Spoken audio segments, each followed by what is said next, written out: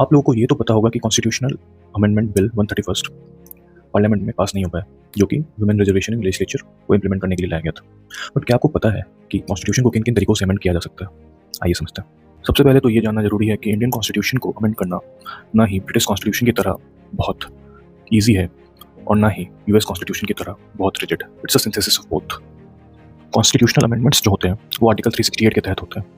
जो first type of amendment है जिसमें सिंपल मेजॉरिटी चाहिए होती है, it requires only 50% greater than 50% majority of the members present and voting.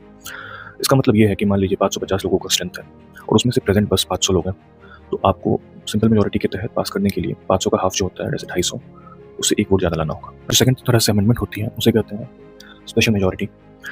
इसमें क्या होता है कि पहले तो 50% of the total membership of the house चाहिए। जैसे 550 मेंबर्स हैं तो उसका 50% होना चाहिए, and on top of that 2/3 of the present members present and voting.